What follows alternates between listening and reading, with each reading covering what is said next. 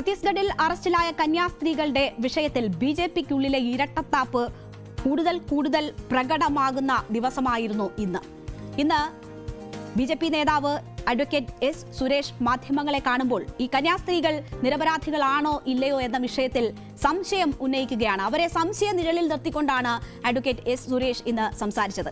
മാത്രവുമല്ല, രാജീവ് ചന്ദ്രശേഖർ ഇവരെ നിരപരാധികളാണ് എന്ന തരത്തിൽ പലതവണ വ്യാഖ്യാനിച്ചിട്ടുള്ളതാണ്, അദ്ദേഹം പ്രസ്താവന നടത്തിയിട്ടുള്ളതാണ്. അക്കാര്യത്തെക്കുറിച്ച് ചോദിക്കുമ്പോൾ അത് വളരെ നിഷ്കളങ്കമായി സംസ്ഥാന അധ്യക്ഷൻ പറഞ്ഞ വാക്കുകളാണ് എന്ന് വിശദീകരിക്കുക കൂടി ചെയ്യുകയാണ് അഡ്വക്കേറ്റ് എസ് സുരേഷ്.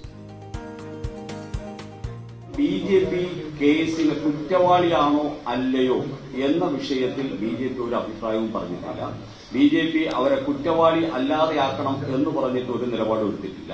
അവരെ ജാമ്യത്തിൽ പുറത്തിറക്കണം, അതിനുവേണ്ടി വേണ്ട സഹായ സഹകരണങ്ങൾ ചെയ്യുക എന്നുള്ള ഒറ്റ ദൌത്യം ഉണ്ടായിരുന്നുള്ളൂ. അതിൽ ഞങ്ങൾ വിജയിച്ചു. അത് കോടതിയില്ലേ, കോടതിയിലിരിക്കുന്ന കേസ് കോടതിയിലെ പരിഗണിക്കേണ്ടത്. തുടക്കം മുതൽ തന്നെ ബിജെപിയിൽ ഇതുമായി ബന്ധപ്പെട്ട് വലിയ ആശയക്കുഴപ്പം ഉണ്ടായിരുന്നു. ബിജെപി നേതൃത്വം കേക്ക് കൊണ്ട് അരമനയിൽ പോയ ബിജെപി നേതൃത്വത്തിനെതിരെ രാഷ്ട്രീയ വിമർശനം ശക്തമായപ്പോൾ അവർ ഡാമേജ് കൺട്രോൾ തുടങ്ങിയതാണ്. പക്ഷേ സംഘപരിവാർ സംഘടനകൾ സമ്മതിച്ചില്ല. അവർ ശക്തമായ നിലപാടെടുത്തു. അപ്പോൾ ബിജെപിക്ക് പിന്നോട്ട് പോകേണ്ടി വന്നു. അതിനുശേഷം പിന്നീടും ഡാമേജ് കൺട്രോൾ തുടങ്ങി. സംസ്ഥാന അധ്യക്ഷൻ പ്രധാനമന്ത്രിയെ നേരിൽ കണ്ട് സംസാരിച്ചു. അതിനുശേഷം അമിത്ഷാ വിഷയത്തിൽ ഇടപെടുന്നു. അതൊക്കെ കണ്ടതാണ്. ഏറ്റവും ഒടുവിൽ ക്രെഡിറ്റ് നേടാനുള്ള ശ്രമങ്ങളും ഛത്തീസ്ഗഡിൽ സംസ്ഥാന അധ്യക്ഷൻ നേരിട്ടെത്തുന്നു. ജയിൽ മോചിതരായവരെ നേരിൽ കാണുന്നു. അനൂപ് ആന്റണി ഉൾപ്പെടെയുള്ളവർ അവിടെ ഫോട്ടോയ്ക്ക് പോസ്റ്റ് ചെയ്യുന്നതൊക്കെ കണ്ടതിന് ശേഷമാണ് ഇപ്പോൾ കന്യാസ്ത്രീകളെ സംശയ നിഴലിൽ നിർത്തിക്കൊണ്ടുള്ള ഇത്തരം പരാമർശങ്ങൾ BJP നേതാക്കളുടെ ഭാഗത്തു നിന്നും ഉണ്ടാകുന്നത്. അത് സംഘപരിവാർ വീണ്ടും പിടിമുറുക്കുന്നതിന്റെ ലക്ഷണവും അവർക്കിടയിൽ തന്നെ ഉയരുന്ന അഭിപ്രായ വ്യത്യാസങ്ങളും ഇരട്ടത്താപ്പും വെളിയിലേക്ക് കൊണ്ടുവരികയാണ്. മാത്രവുമല്ല, ഇന്ന് ഷോൺ ജോർജിന്റെ ഭാഗത്തു നിന്ന് വളരെ ഗൗരവതരത്തിലുള്ള മറ്റൊരു പരാമർശം കൂടി ഉണ്ടായി. സഭ നടത്തിയ പ്രതിഷേധ പ്രകടനങ്ങളിൽ SDPI പ്രവർത്തകർ നുഴഞ്ഞു കയറിയിട്ടുണ്ട് എന്ന വളരെ ഗുരുതരമായ ആരോപണമാണ് ഇന്ന് ഷോൺ മുന്നോട്ട് വെച്ചത്. ക്രൈസ്തവ സഭ ലോകരാജ്യങ്ങളിൽ നേരിടുന്ന ഏറ്റവും വലിയ പ്രതിസന്ധികളിൽ ഒന്നാണ് ഇസ്ലാമിക് സ്റ്റേറ്റ് അല്ലെങ്കിൽ പൊളിറ്റിക്കൽ ഇസ്ലാം. ആ പൊളിറ്റിക്കൽ ഇസ്ലാം ഛത്തീസ്ഗഡിലെ ഈ വിഷയത്തിലും സഭാ സമരങ്ങൾക്കും പ്രതിഷേധങ്ങൾക്കുമിടയിൽ നുഴഞ്ഞു കയറുന്ന സാഹചര്യമുണ്ടായി.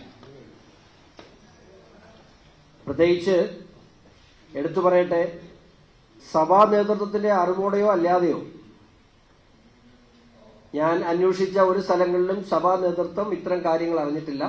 പക്ഷേ ഞാൻ എടുത്തു പറയുന്നു, കണ്ണൂര്, തലശ്ശേരി, കോഴിക്കോട്, കോട്ടയം, അങ്കമാലി, തിരുവല്ല, പത്തനംതിട്ട, മാനന്തവാടി, എറണാകുളം ഇത്രയും സ്ഥലങ്ങളിൽ SDPയുടെയും ജമാഅത്തെ ഇസ്ലാമിയുടെയും ഉൾപ്പെടെയുള്ള ആളുകൾ ക്രൈസ്തവ സഭ നടത്തിയ ഇതുമായി ബന്ധപ്പെട്ട പ്രക്ഷോഭങ്ങളിൽ നുഴഞ്ഞു കയറിയിട്ടുണ്ട്.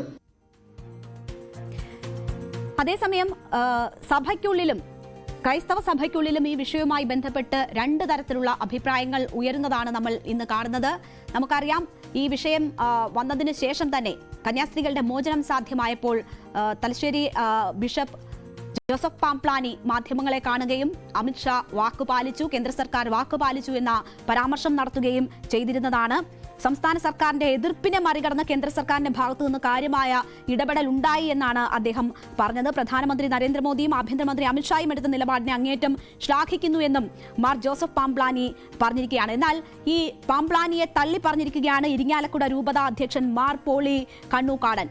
അങ്ങനെ വ്യക്തിപരമായി പറയുന്ന അഭിപ്രായങ്ങളല്ല സഭയുടെ നിലപാടെന്നും സഭയുടെ നിലപാട് എന്താണ് എന്നത് ഇടയലേഖനത്തിലൂടെ വ്യക്തമാക്കിയിട്ടുണ്ട് എന്നതുമാണ് കണ്ണൂക്കാടൻ പറയുന്നത്. മാത്രവുമല്ല, ഇരിങ്ങാലക്കുട രൂപത അധ്യക്ഷൻ മാർ പോളി കണ്ണൂക്കാടൻ പറയുന്നത് മാത്രവുമല്ല, ഈ കന്യാസ്ത്രീകളുടെ കേസ് എഴുതിത്തള്ളണമെന്ന ആവശ്യം വളരെ ശക്തമായി ഉയർത്താനും ആ ആവശ്യം നടപ്പാകുന്നതുവരെ പ്രതിഷേധ രംഗത്തുണ്ടാകും എന്നതുകൂടി ഇരിങ്ങാലക്കുട രൂപത അധ്യക്ഷൻ പറയുകയാണ്. അപ്പോൾ ഇതിൽ സഭയിൽ തന്നെ വ്യത്യസ്ത അഭിപ്രായങ്ങൾ ഇതുമായി ബന്ധപ്പെട്ട് ഉണ്ട് എന്നതാണ് മനസ്സിലാകുന്നത്. സഭയ്ക്ക് വ്യക്തമായ രാഷ്ട്രീയമുണ്ട് എന്ന് ഇരിങ്ങാലക്കുട രൂപത അധ്യക്ഷൻ പറയുന്നുണ്ട്. എന്നാൽ അത് കക്ഷി രാഷ്ട്രീയമല്ല, സഭയുടെ നിലപാട് പറയേണ്ടത് സഭാ അധ്യക്ഷന്മാരാണ്. വ്യക്തിപരമായ അഭിപ്രായങ്ങൾ സഭയുടെ അഭിപ്രായമല്ലെന്നുമാണ് അദ്ദേഹം വിശദീകരിച്ചത്. കന്യാസ്ത്രീകൾക്കെതിരായ കുറ്റപത്രം റദ്ദാക്കണം, കേസ് പിൻവലിക്കണമെന്നത് അദ്ദേഹം ആവശ്യപ്പെടുന്നു.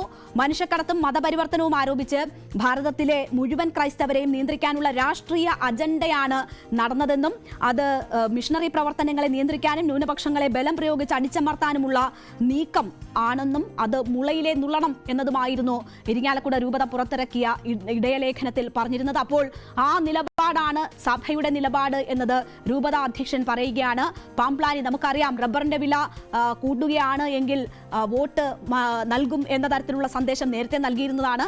പക്ഷേ ന്യൂനപക്ഷങ്ങൾ വേട്ടയാടുന്ന സാഹചര്യത്തിൽ വളരെ ശക്തമായ പ്രതിഷേധവുമായി കന്യാസ്ത്രീകളുടെ മോചനം എന്ന ആവശ്യത്തിന് തലശ്ശേരി രൂപത അധ്യക്ഷൻ ഉൾപ്പെടെ പ്രത്യക്ഷ സമരത്തിൽ ഏർപ്പെടുന്നത് കണ്ടതാണ്. പക്ഷേ അതിനുശേഷം നടത്തിയ മയപ്പെടുത്തൽ അത് വ്യക്തിപരമാണ്, പാംപ്ലാനിയുടെ സ്വന്തം അഭിപ്രായമാണ്, അത് സഭയുടെ അഭിപ്രായമല്ല എന്ന സന്ദേശമാണ് ഇരിങ്ങാലക്കുട രൂപത അധ്യക്ഷൻ നൽകുന്നത്. അപ്പോൾ സഭയ്ക്കുള്ളിലും BJP-യോട് സ്വീകരിക്കേണ്ട സമീപനത്തിന്റെ കാര്യത്തിൽ വ്യത്യസ്ത അഭിപ്രായങ്ങൾ ഉണ്ട് എന്നതാണ് ഈ രണ്ട് തരത്തിലുള്ള അഭിപ്രായങ്ങൾ സൂചിപ്പിക്കുന്നത്. എന്തായാലും കേരള രാഷ്ട്രീയത്തിൽ ഒരു നിർണായക സംഭവമായി ഈ കന്യാസ്ത്രീകളുടെ അറസ്റ്റ് മാറും. അത് വരുന്ന തെരഞ്ഞെടുപ്പുകളിൽ പ്രതിഫലിക്കും എന്നത് ഉറപ്പാണ്. BJP ആ വിഷയം എങ്ങനെ കൈകാര്യം ചെയ്യണമെന്ന ആശയക്കുഴപ്പത്തിലും അവരുടെ ഇരട്ടത്താപ്പ് പുറത്തു വരുന്ന സാഹചര്യത്തിലുമാണ് നിൽക്കുന്നത്. അതേപോലെ തന്നെ സഭയ്ക്കുള്ളിലും ഈ വിഷയവുമായി ബന്ധപ്പെട്ട് ചില ഭിന്നാഭിപ്രായങ്ങൾ നിലനിൽക്കുന്നു.